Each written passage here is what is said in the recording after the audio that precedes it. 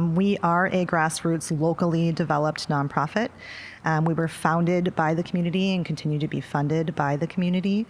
So we were developed in 2010 and started serving or offering our backpack food program at one local elementary school. Fast forward, where are we 14 years later? We're now serving 6 different school districts, 35 school buildings, and close to 1,000 students each and every week in K through 12. Hello and welcome back to this week's episode of the TF Cast. I'm Willis. Hey, Grums here. We're here at FOCP today, and it is May 1st. And I'm your host, Jacob Bases. Today with us, we are so pleased to bring you Sheri and Lori from the Backpack Foods program. We're at FOCP, as Grum already told us, and I'm going to dish it off right away to Lori to introduce what we have going on here at the FOCP Center. Nice. Well, welcome. We're so excited to host you guys. Our work, in a nutshell, is we feed hungry kids in the greater Mankato area. How we do that is we connect resources, so food and volunteers, turn them into food packs that get distributed to area schools for weekly delivery. I think a lot of people don't realize the need and at what level that need is in the Mankato area. Right now we're serving between 850 and 900 kids every weekend. And we just supply the proper nutrition, meals, snacks for every day they are not in school. So traditionally Saturday and Sunday, but if there's a random day off or conferences, MEA, you name it, we add breakfast, lunch, and snacks for that day as well. Sure. Last year, we were up in the solarium when we had this discussion, and I like to think I'm pretty savvy on these issues, and I was a little bit blown away with the numbers that came in about the amount of food scarcity that is being experienced here, and even just thinking about like the sheer volume of 900 of these bags going out and people asking for them, and those are just the people who know they're there. Correct. Right. So first of all, like if someone does need this program, how do they interact with it?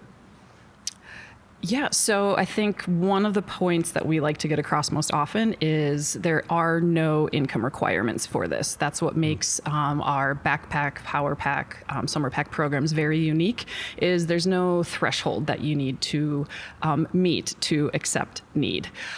So we rely, you can go to our website, there's a place where you can get signed up. Otherwise, a lot of the educators, counselors, social workers, we try to plaster the neighborhoods, if you will. But again, if you identify as food insecure, or maybe just for that 1 month, maybe your car broke down. Mine just did yesterday. That's an unexpected expenditure that's going to stress your budget. We all know that food prices are high. And so if you're already kind of going on that week-to-week paycheck, any small inconvenience, and that's where we're there to help out, is to provide this service. You can enroll and unenroll as you need, but we try to intentionally make it as barrier-free and as simple as possible to sign up. I mean, I've had people call in a matter of 5 minutes. You're ready to go, and your kid's going to start receiving weekly food packs that they can rely upon. Has there been a big, I know food prices have kind of like been all over as kind of like a big ticket item right now. Has there been a big jump in enrollment? I would say yes and no on some of that. In our peak, when there was that thing called COVID, we peaked at a higher enrollment. And now we're starting to see kind of long-term steady patterns. I think that'll start to emerge. It doesn't appear that food costs are going to go down anytime soon. I still get sticker shock when I'm like, oh, milk, ooh, maybe not this week, that type of thing. So just as families are experiencing that high cost, so are we in our food budget. So we're finding that balance, but we're very steady. I do think we need to spread the word more, that people can use our services and how they can use that. And that, again, you don't have to have these income requirements. You just need to identify as food insecure. Sure. I think it was a little bit interesting kind of overhearing the conversations before we started, that one of the things that people often don't quite understand about this is it doesn't operate the same way a food shelf is. This is all food that is being purchased, right? So money's coming in through donors, and then you purchase food that meets these nutritional requirements. Can you talk a little bit about how those decisions are made and where that money comes from? Yeah, I can speak to that if you'd like.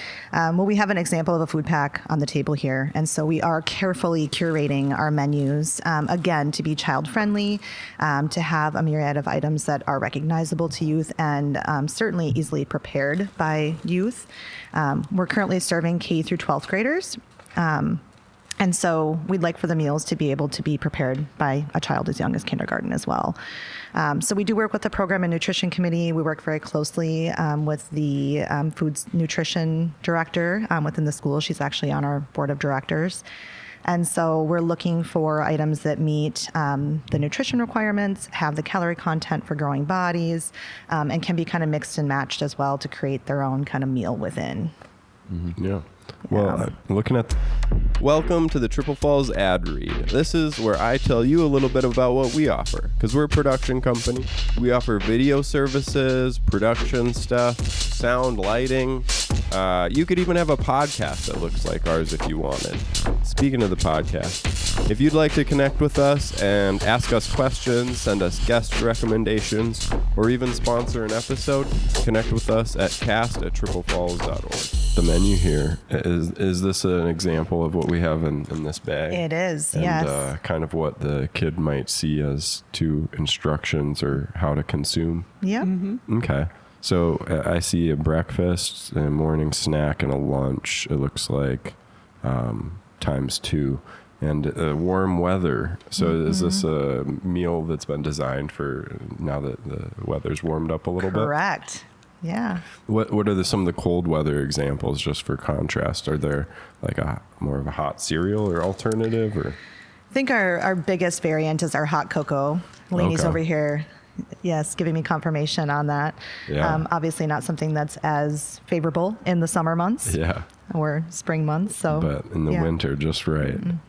Yeah. Cool. So in terms of thinking about this as like a what are the variables? What changes from week to week on a menu like this? I see that this one's got lunches as chili with beans and ramen, stuff like that.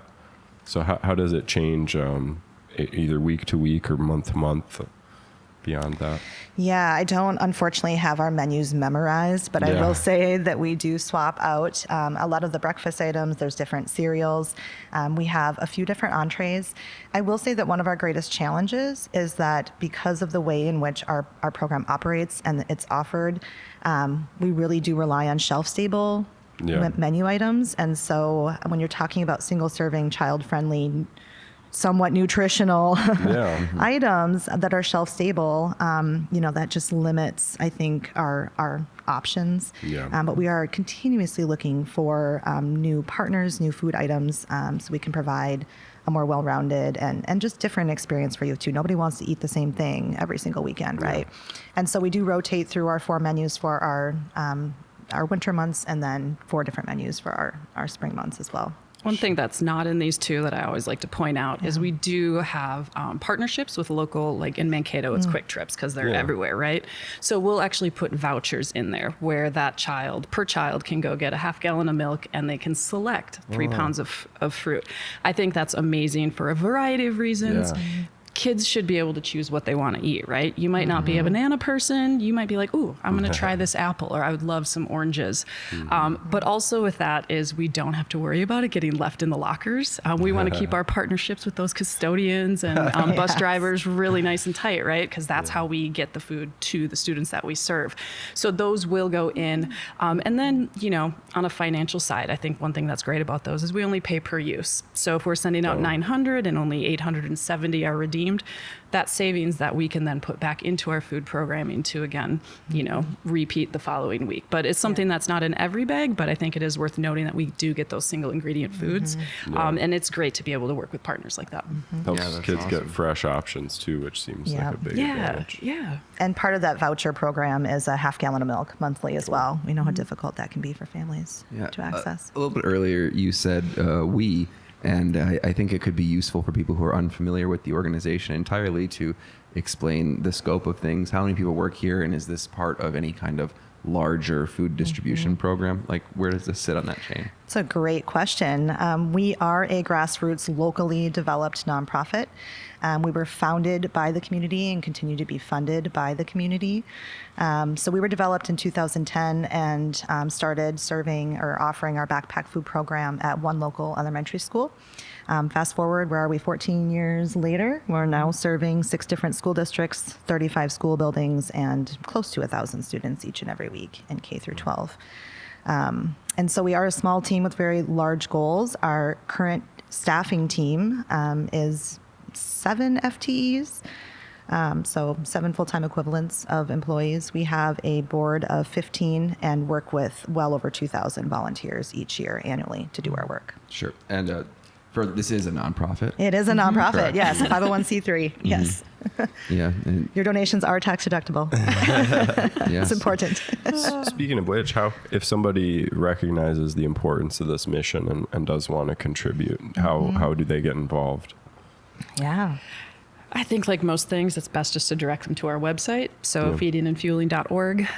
There's a donate button at the top, and it gives you a variety of options from attending one of our special events like Brats and Bourbon that we'll talk about later, to becoming a monthly donor.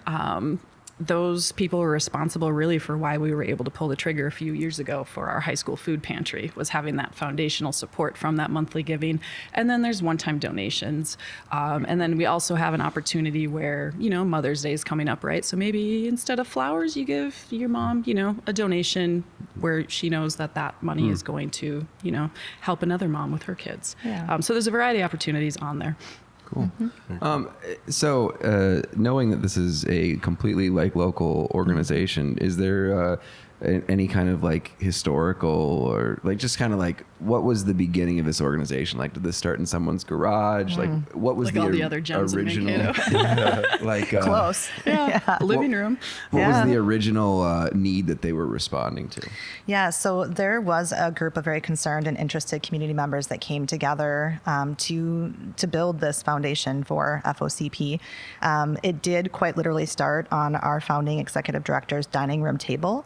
And at the time, they were working with a small core group of volunteers that would go to a grocery store and purchase items like the fruit cup you see in our food pack right off the shelves. And so they were just kind of developing it from the ground up. Now, of course, our backpack food program and our power pack program and even our high school food pantry have all been developed based on other successful models. But we have trademarked our logo. We are our own entity. And so all of the funds that we raise here locally stay here to support our local programs. Mm-hmm.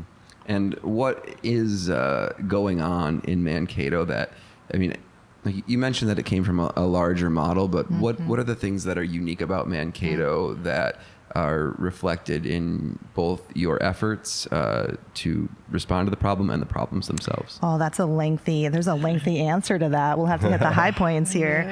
As I mentioned, I think one of the things that I appreciate the most about our programming and our organization is that it is so heavily supported by very, very caring and compassionate volunteers. I shared with you just briefly as we were going through our pack session kind of the layers of volunteers that get these food packs from our warehouse to that student's backpack or locker each and every week. And it's a massive undertaking, right? But it happens fairly seamlessly. There are very rarely hiccups, and it's because people care so much and they're so committed to that. That they make it happen week after week. So I would say that's something that's special about our programming is just that each and every week we're taking these food items from these shelves and from these bins and getting them seamlessly to students' backpacks discreetly. Sure. With the help of an entire community. It's hard to find a type of activism that would be harder to feel good about Right. than putting food from a distribution center directly into a child's hands, skipping all of the middlemen. Yeah, right? Yeah. Well, and we had, doing the math, typically it's 9 hands getting this food pack from our warehouse to a student, and every week it's happening cyclically. Can you explain a little bit more when you say 9 hands? Yeah. So, well, you were some of those hands today. And so we start here. We host volunteer pack sessions throughout the week. We'll have groups of typically 8 to 10 folks that come in for 1 hour, and they will help us prepare or pack these food packs. How many sessions is it typically taking now? If you want to show of hands for each week. 4-ish. Okay. 3.2 pack sessions will support what we need for each week's distribution. And so it starts here. Once they're packed in our bins and stored over here by dock door 5, we have a group of retirees that are our load and delivery team. And so they come in every single Thursday and load a semi full of our bins of food packs. And then they follow that semi from school to school in the Mankato School District and unload them in a location at that school where they're stored. Come Thursday afternoon, we have other area businesses that have kind of adopted schools through our distribution teams. And so they'll send 1 to 2 volunteers to that school to find those bins of food packs and deliver them to teachers that have students enrolled. And then once it gets to that teacher's classroom, on Friday, usually over lunch or recess, the teachers themselves will discreetly place the food pack in the locker or backpack of students in need. So I don't know if you're doing math as I went along there, but typically about 9 hands. 9 seems good. Yeah. That's quite the logistics adventure to coordinate. I'm curious if anything has changed in the last couple of years that's either improved the way that you're able to do things or changed and made it more difficult. I'm sure that there were some new ways that you had to approach stuff in the 2020, 2021, but now maybe things have returned to some version of what you'd done previously. Also, I know that we're sitting in the new expansion space of your building, so maybe you can touch a little bit on that. But on the logistics side, how do you really get all of this done and organized? Yeah, I would say we're fairly lucky in that we've only gotten better, right? Like our processes have only been more fine-tuned and more efficient as we've grown and evolved. I would say the best example of that, actually, you kind of alluded to, or the C word, COVID, and what that did for us. Knowing that the schools are kind of our conduit between, right, like us and the student we're serving. When we lost that, when school buildings were shut down, we didn't skip a beat. We did not miss a meal. We relied on a home delivery model that we had developed for our summer services, and again have just continued to fine tune that and now use it for in other ways. So we use it for winter break when we're providing 12 to 14 days of food to student homes. We use it as our summer pack program has expanded. And if there's inclement weather and school closes unexpectedly for several consecutive days, we can use that model as well. And so it's been kind of fun to watch the community just really, again, back that process. And we have close to 100 volunteers that show up each distribution day for summer pack, winter break. It is, and I think our efficiencies, again, continue to improve. But, I mean, I can think of, maybe a year or two ago, we had snowstorms always on Thursday, which was traditionally the day our food went out. Well, we had option 1, which was, okay, guess the kids won't get their food. No, that's not what we do. But I think it really, it speaks to how amazing our community is, where we just got on the phone, right? You can't do that from a large national umbrella, right? That's something where it's, okay, I know, this person, they know people with trucks.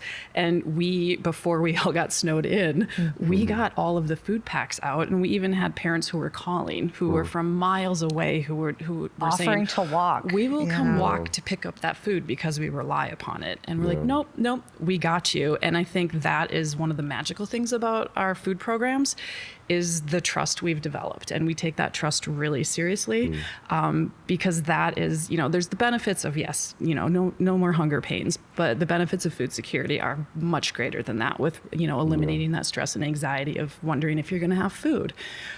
So I think that's something where we bumped it up a day, or we have processes in place now where if snow's coming in. Clearly this winter we had no worries, which was great. But we do have that ability to pivot and kind of change, which I think if we were part of a larger organization or not so just connected in so many ways, I don't think we would have been able to pull it off.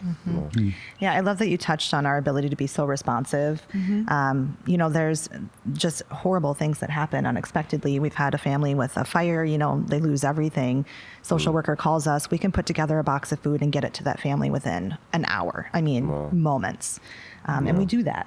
And I think what's great about that too, so I remember this phone call from this mother, had 2 children and their rental had a fire. All pet and human life was okay. So step 1. But you could hear the relief in a matter of 5 minutes. We had her connected with food. And it was as simple as like, hey, if you're going to be staying at a friend's house, just let us know that address and we'll deliver it there the next month. And you could just hear and almost like feel through the phone, her shoulders went down of like, this is it. So now she could focus on the bigger hardships, which would be finding another affordable house, replacing some of those items, that type of thing, where it's really one of the beautiful things about our programs is, yes, we're addressing hunger, but it frees up kind of the brain capacity for those families to focus on some maybe more serious challenges. And what ability do you have to respond to need outside of, like, what it's kind of hard to say, like a lot of times, like money kind of gets earmarked in organizations. Like in that story, it was really cool to me that you were just able to respond to that need of like, there's a fire, I need to put together this much food. How do we do that? Like, how does this organization respond to need as it arises? Like champs. Yeah, I was gonna say, That sounds like really it. no barriers. Food leads all. Our food expense is our most important expense. And so, and to what Lori was just speaking to, we do rely on in-kind food donations for our high school food pantry, which we have over here behind us. We're offering different types of items for high school students, and a lot of them are mobile and whatnot. And so we can draw from that as needed as well. And I think it's too, like, hunger doesn't look one way, right? And I think that's a beautiful part of what our organization does is you don't have to fit it's Friday and you enrolled, can't have food till next week. We'll figure it out. And so far that model's worked. Well, I think we touched on it a little bit, but part of the reason we're here to chat with y'all is to talk a little bit about the upcoming fundraiser that we've got going on. Is anyone excited to? Yeah. You're invited. Is anyone prepared to kick it off and tell us a Sure. little bit about what's going on upcoming June 20th? Yeah, I'd love to. So Beer, Brats and Bourbon for Backpack. Again, a self-developed fundraiser. This is our 8th year. Really, several years ago, we were just looking for a really laid-back event to pull in, a large cross-section of the community that might be interested in hanging out with us, listening to live music, maybe sipping on some fine bourbon and craft spirits. And so it's just kind of evolved from that idea. It is what the name states. We have craft beer, we have brats, we have bourbon. We are hosting it on site here at our large warehouse space as an indoor-outdoor event. Live music from Tres Osos and the Whiskies this year, which we're excited about. And we have a few surprises in store for those that have attended the event in the past. We'll have some new things that we'll be showcasing, which we're excited about. So, Like, their secrets. we might be able to share them on the Not a part podcast. of the intro, maybe. we gotta Try those prompt out. them. Yes. Pour the bourbon in them. Yeah, let's do that. Where is the bourbon? We were going to do a have tasting anything here, going right? Bourbon. Yeah. Holly's actually bartending for us here in the background. But one of the really fun things that we've been really excited about is that we got to check something off our bucket list. And this year we're able to partner with Nikado Bar and Grill to secure our own custom community blend of Woodford bourbon. Wow. So we had our own barrel of this bourbon that is bottled and has been for sale down at Nikado Bar and Grill. I think there's only like 6 bottles left remaining. Oh, we're getting some cues here. I can't see the bottle. It's behind the. Oh, that's important. Now it's The behind your food thumb. pack. Gotcha. Let's There move you the go. food out of the way and we'll Yeah. focus on the bourbon at this Yeah. point. And so, yeah, it was just really fun. We got to work with a Woodford rep and do a tasting, and we ended up with this delicious, well, I'll let you guys give it a I'll taste be and tell the me what you judge think of that. here, right? But we got I think I got FOCP missed. on the bottle. Yeah, are you partaking, Jacob? No? No, I'm good. Thank you. Okay. Can we So- get Grum one over there? Yeah, bartender. So yeah, this blend is woody, a little aromatic. There's some Cheers. like dark caramel notes. Tell me what you think. All right, we shall see. I mean, I'm a big Woodford fan in general, so one of my favorites. Yeah, What do you think? that's nice. You know, I don't want to describe whiskey. I really try to avoid it. Jacob's the only one qualified. Yeah, last time I did, I was like, I described it in such an insulting way that I'm personally embarrassed. I really like it. It was good. It was good whiskey too. It's not something you like always, and you don't always get it all right away. You got the cameras on you, so I'm gonna just trip over my first description, and we'll. I can tell by the look on Willis' face that it's good and satisfying. Yeah, I mean, it's tough. The Bourbon usually context does that, yeah. I don't have is the difference between this mix and the Woodford. Very sorry Right. to do this, but I have a very emergency call. Okay. So tell how does one go about either mixing or picking a barrel or a bourbon, or how did this come about? Well, there are master distillers that actually, put the bourbon together, all the fun ingredients. you but didn't go no, just we mix did some stuff not. up and We try. didn't. No, we don't have the mash bill. Dr. 8. Right. So it's distillery. behind that wall over there, actually.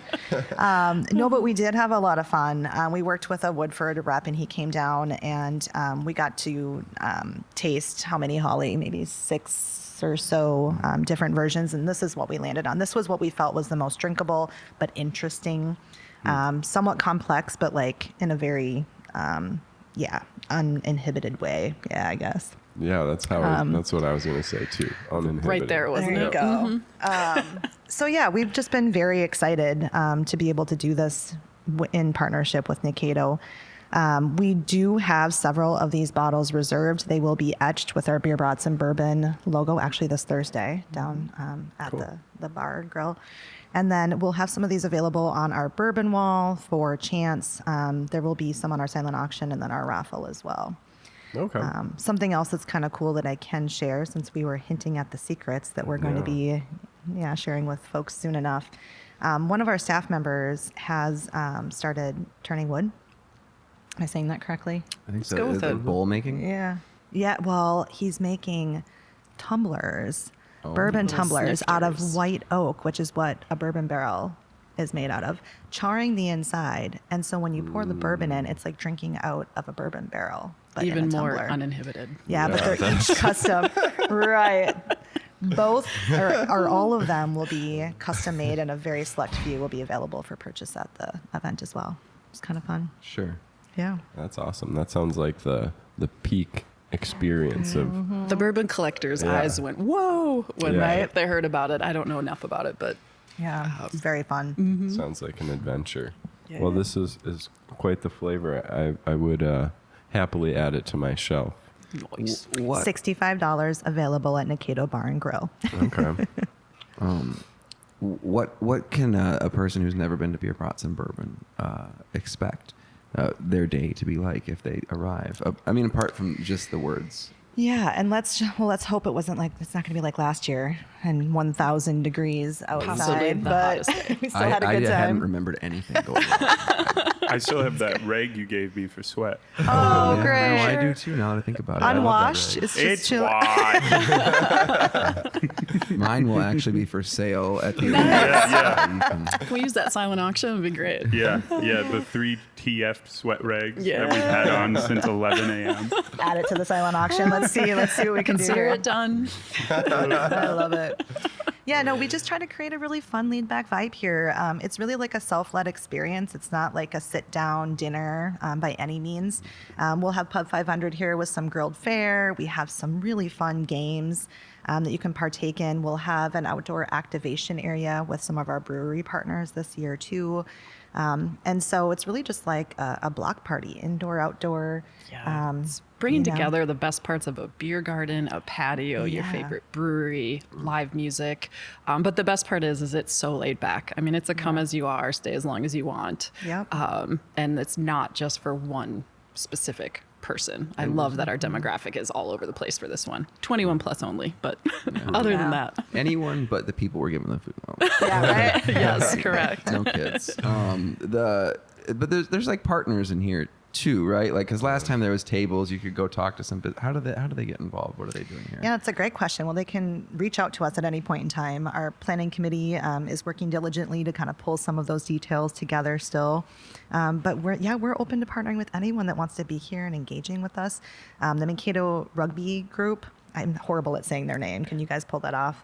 The Marauders, is that correct? Marauders. Maybe. Yeah, I don't think we've worked with them yet. Okay, well, you should. They're wonderful, wonderful human beings. But they're going to be here with a tent on site too, engaging and offering games. As you know, we have several area distillers and breweries on site. I do believe that Bell's, New Belgium, is bringing their like hat press, so folks can like Cool. make their own cool trucker hat. Cool. Yeah, a lot of different things coming Customized. together. I thought that I misheard you when you said hat press. I Yeah, was yeah. like, this is just something I don't know about. But they're just like, it's like it presses a design onto a hat. Yes. It yes, doesn't. I was believe so. imagining like a piece of cardboard being like smashed into a hat. Oh, sick. I was that would be imagining, cool, like, the, too. Something to belted strive top for. hats being Yeah. pressed into Okay. shape. Well, things to explore and work on. We'll bring both of those things as well. Love it. The cigar tent is always quite Oh, popular. yes. We'll have our cigar lounge again as well. Smolder will be helping us out with that. There's a lot going on as we're talking about this. We will have our bourbon tasting with our bourbon doctors as well. And folks can expect to sample something a little different this year. We're going to be offering some different types of Penelope bourbon. What's that Be all about? fun. I'm unfamiliar. You know, I am unfamiliar as well. This will be new to me this year. Okay. Is that a plant? Is Penelope a plant? I don't I thought it was a know. name. I have a cat I've named only ever. Penelope, but I don't think she's Yeah. involved at all. Yeah, I don't. If Penelope Is is she a plant, available? it's one I do not own, and that's rare. But I've been told it's Is not this hoarding if something it's that plants. we need to look up So before we move on? I don't- you sure can. Do- There's do we not have a good active definition of Penelope. of what? Yeah, what's the Penelope relevance? It better I not be a don't melon. know. Bourbon. I do not know. What do you mean better? Not I mean, like, I just feel like if it sounds like it might be the name of a melon, but it would frustrate me if it was at the same time. I don't know how to explain that. That's not a good Jacob's emotion. walking off if it's a melon. Yeah. That's it. It appears to be a collection, like a brand, maybe Yep. more Well- than an ingredient. So it's just like someone's name, probably. Yes. Like someone's dog or something, or Yeah, we might be trying to overanalyze the name. No, it's not Okay. a melon. That's all that matters. yeah. Well, I I guess that's can. been say. established. I can share. We do have some very rare bourbons that have been donated to us that we will have on either the bourbon wall or the silent auction. We do have a Blanton's Gold, which I've never been able to sample. We have a barrel strength Blanton's as well. And then we were selected as one of the 100 charities through Buffalo Trace Distillery this year. I apply blindly every year and Whoa. just kind of like, cross my fingers and toes. And we actually were selected this year. Wow. And so we received 3 bottles of something called the Single Oak Project. And they cut like slabs of oak ring, these special oak trees. And so each bourbon barrel is like its very unique special blend with that. Included. So Cool. those will be fun too. Yeah. Limited And those edition. are bottles that people can bid on or win or They will be on the silent auction. Yes. very Yep. cool. Yeah. Cool. Are there any other surprises for the silent auctions? That would- It's all you, Lori. teasers get people excited. What were Let's Well, sweat see. rigs from Triple Falls. yeah, those will It kind of goes right to the top, doesn't it? Yep. Yeah. get your bids in early. That's going to be Yeah. It will be clutch. Yeah, and we get there early. And we wear them all day. You're really selling this. This is great.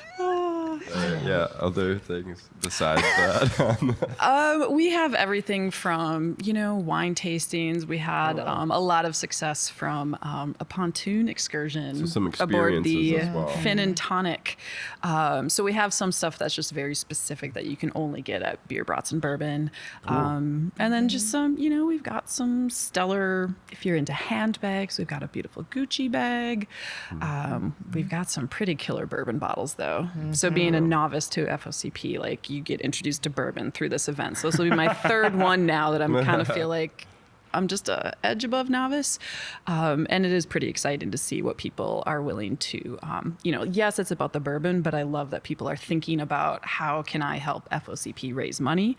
And that's what all of these items for the silent auction do. So it's really kind of neat to see people who you can tell are hardcore bourbon collectors select one of their bottles that they know is going to bring in funds for our programming. So to me, that's what kind of makes the auction special, is when people are like seeking us out of like, hey, I thought of you guys for this and I want to donate it, and here's why. Oh, cool. Yeah.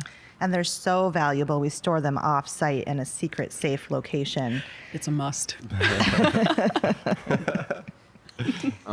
Yeah. So this has been happening for 3 years. What's the Beer, Brats and Bourbon story? Like, were you doing different events before that, or is years, was it? It's actually 8 years. I've only been around for 3. Oh, okay. So it's Yeah. 8 years of Beer, Brats and Bourbon. She's been a bourbon connoisseur for 3 years. Okay. We've been involved for 3 years too, Yeah. right? Yeah. We started at the same Cheers. time. Cheers. Cheers. Yeah, I have object of. permanence issues, so it's like Can I get a little more? things before me. Yeah. Barkeep, can we get a Can we little get a more bourbon? splash? Yeah. You did so good. Bar- I think we're barkeep. whispering into the Oh, I can microphone just- for her, but she doesn't Pour it. hear what's in the microphone. Yeah, you can just hear Thank us. you. Obviously, I'm not a podcast expert. You can tell. Sorry. So you asked a question. 8 years. Well, it was like what was the brainstorming session on Beer, Brats and Bourbon? I mean, it does sound, it's all likable. Right. So Yeah. So prior to this, so I had just started with FOCP around that time. And one of their fundraisers was more of a like women's luncheon of sorts. And we were looking for something a little bit different, obviously, and wanted to broaden our audience. And so I actually had coffee with a couple of stakeholders, one of which was the wife of a local surgeon. And we had the beer and the brats down, easy peasy. That's, usually 2 components of a pretty great block party. It's a good time. Yeah, and she had brought up her husband's just love of bourbon, and that was brand new to me. A whiskey fan, didn't really know all that much about bourbon, and so we decided that they all started with B and just kind of sounded great together. rolls off So the let's tongue. just throw it all together. And I think it was that first year then that Holly and I from my team and another team member planned a trip to Kentucky. We're like, we don't know enough about bourbon. Let's go learn about bourbon. Let's go tour some distilleries and then meet with other backpack food programs or programs like ours along the way. sure, what year was that? Oh, can you, in 2024 minus 8? So like 2017-ish. Like 1940 or I something. can't do math right now. Nailed it. No, I was living down in Kentucky in like 2013. Oh, that's why you asked. Yeah, so I was like maybe we were like on the bourbon trail at the same time. Maybe. How wild would that be? It's not true, but for the sake of the podcast. Yes, this might have happened. So where were you living in Kentucky? Oh, I was at Fort Knox. Oh, yes. Okay. A little different. Yeah, but yeah, right there, and it was my brother's still down in Louisville. But all that said, it's certainly something. Yeah. Yeah. Well, what so this is year 8 of the event. Yeah. And it's become quite the pillar fundraiser event for you guys. Right. What kind of, how does this event help support the work that you do as FOCP? Yes. Thank you for asking that question because it sounds like just a big old party, right? But it has meaning and it's very important to our operations. So this is our second largest fundraiser. And we were talking a little bit about our funding structure earlier, but our 3 fundraisers that we host annually make up generally like a third or more of our revenue for the year. Really? And that's the money we take to buy the food to offer, in our food packs. And so, yes, it's a way for us to engage the community. And yes, we always try to provide a really good time for our attendees, but your money spent on the ticket, your money spent while you're here, whether it's through games or activities or just a flat out donation, all help raise that revenue that we need annually. Yeah. So if successful, we're typically raising about 85,000 gross. Is that the target for this upcoming Beer Brats Bourbon event then? Oh man, our Something target's like always like double that, but yeah. Yes. Stretch goals. Yeah. Yes. That's cool. And what sort? Have there been any other like left field ideas for something like this? Like what kind of fundraising events are? What are some of the other events that you do actually? Because I think you mentioned that there were 3, but I really only know about the one, maybe. Well, we need to change that. Yeah, tell me about the other 2. We'll sign you up for Climb to Feed Kids. Oh, All right. wait till she tells you I what do you have that. to do. Let's see. What do we got? This event originally involved climbing way too many stairs. 758. At Bresnan Arena. a lot But of we stairs. switched it to a really good time out at Mount Cato. So you get a team of friends, if you will, and as a team, you need to take 10 trips up just the tubing hill, but then you get to tube down to the finish line. I mean, how Run fun up is that? The Tune Hill. Yes, you run up. So one trip if you have a team of 10, but this one's great because it's kind of, it's like peer-to-peer fundraising, as you would call it. So you might just like throw it on whatever socials platform you have. 10 of your friends donate $10. Well, boom, $100 right there for FOCP. But it's great. It's my favorite because almost all of the 30 schools that we provide services to will form their own team. So it's really cool because you just get to hear impact story after impact story of like why we're doing this. And so far, Mother Nature's been quite kind to us. Right. Quite literally, we've had the one actual usable day in January. to host this event. But it's really fun. Love it. It's very like Minnesotan, right? You're taking care of or taking advantage of the outdoors. Yeah. This year we brought a sauna on site, which was really cool. We have fire pits so you can stay warm. But it's fun. And then our second one, or the other one, is called Crave. And this one's exciting. So the food packs that we just packed, we actually work with local chefs, and it's kind of like chopped Mankato version, if you will. So they might take, the hot chocolate one year was a chicken mole tostada.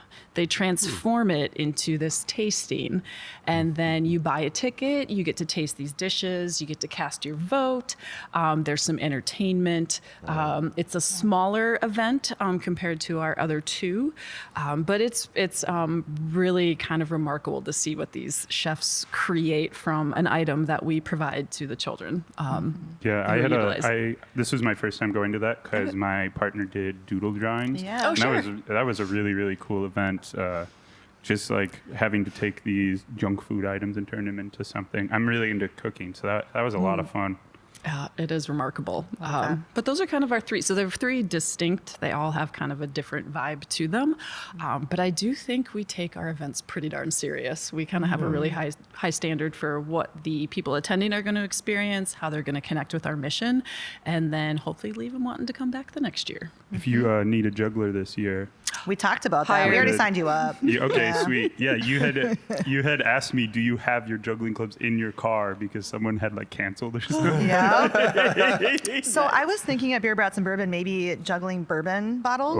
How do you feel yes, about that? give me some cheap ones. All right. Or empty. yeah, empty would be good too.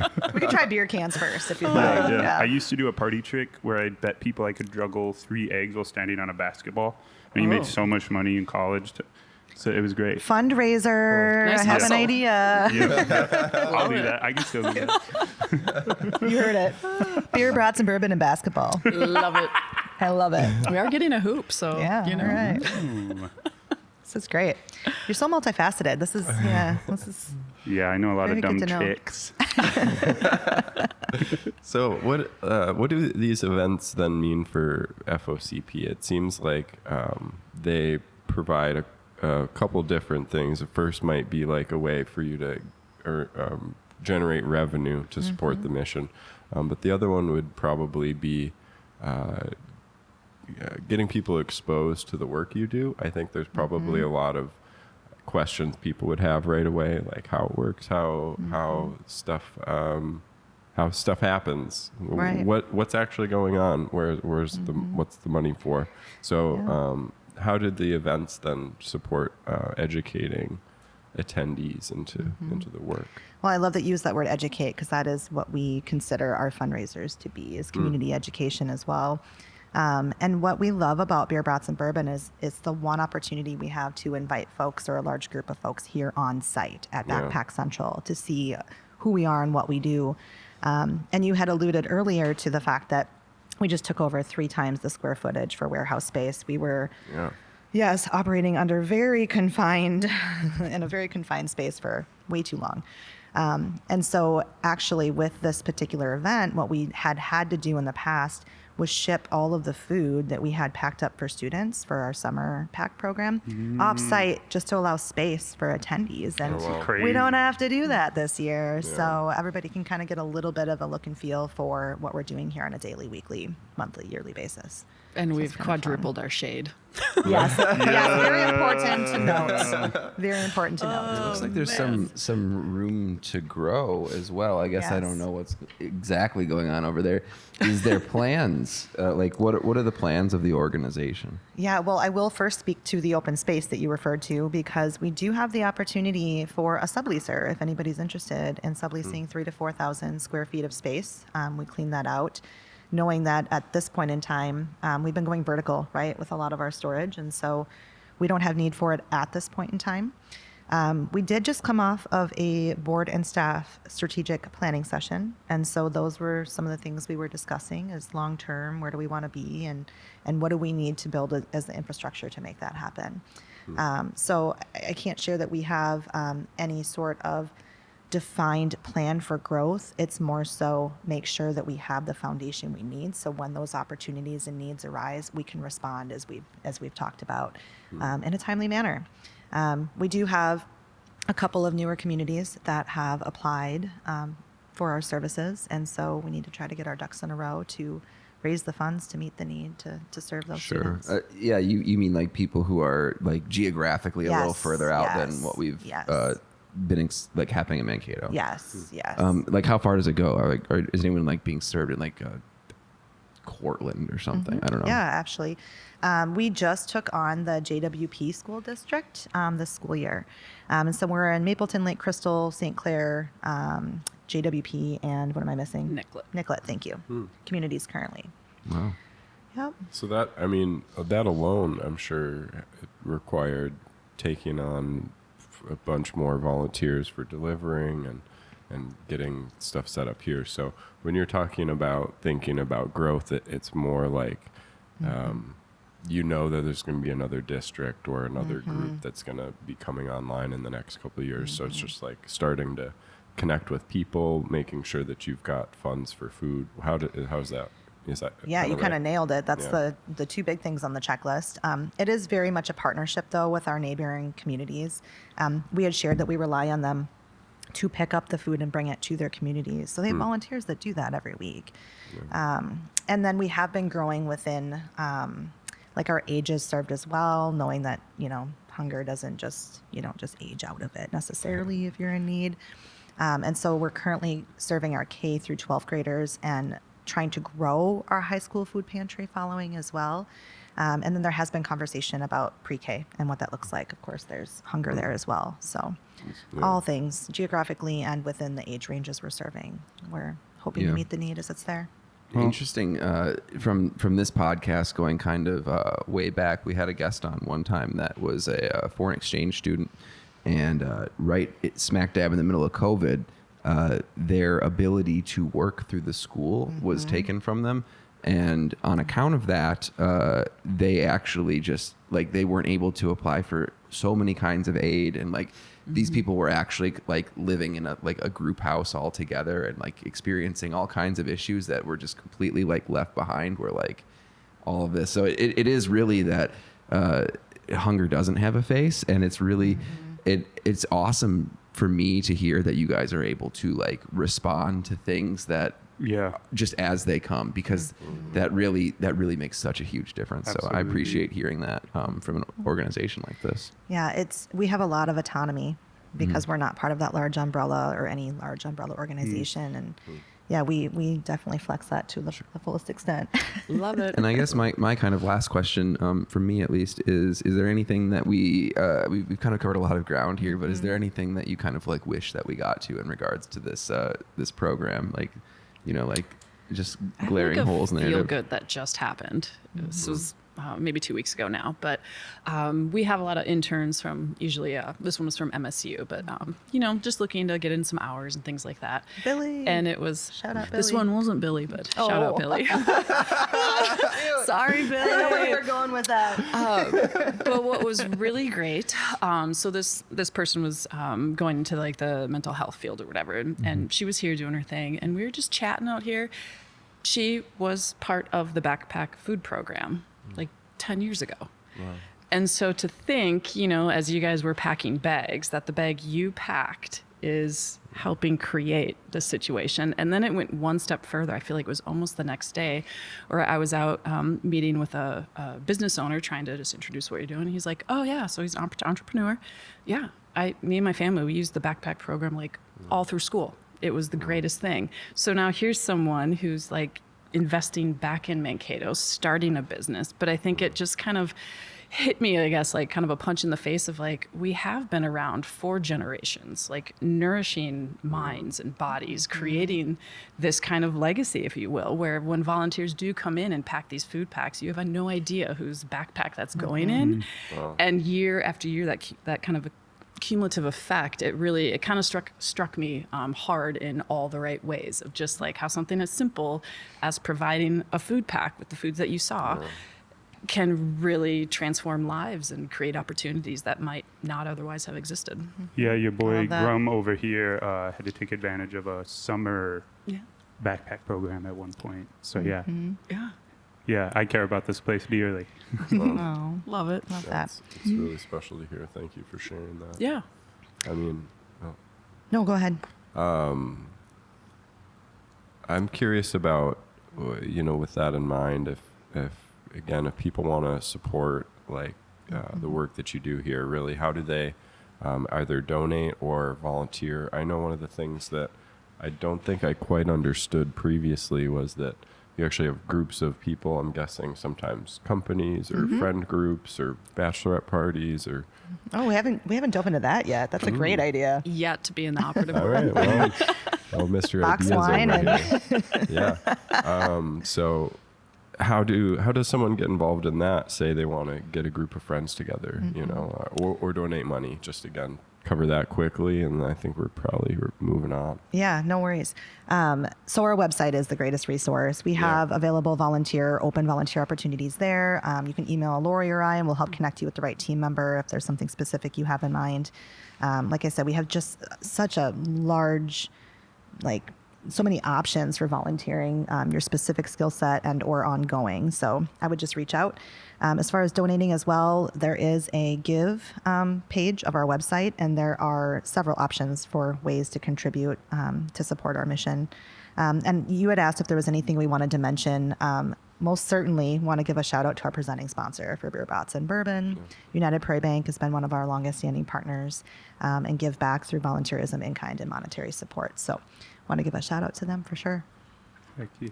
Awesome. Well, join us at the Backpack HQ on June 20th for the annual Beer, Brats, and Bourbon event with the amazing FOCP folks, and Triple Falls crew. we'll be there. We'll be here. I know there's a lot of additional partners and sponsors of the event and your work. I don't know, maybe potentially too many to name, but if they're a bunch of them are featured on the board, and if you'd like to come check out their board, it will be here at the event. So shout out to all the sponsors who help make this sort of thing happen, and continue to support FOCP. Thank you for joining us. Thanks for the work that you do. Thanks for sharing a sample of your fine bourbon. Shout out to Holly. Yeah, thanks, bartender. Yeah. And thanks for helping letting us pack some bags for you. It was Appreciate the fun help. to see how Yeah. how the bags are packed. Awesome. Great. Thanks for having us, you guys. It's great, course. as always.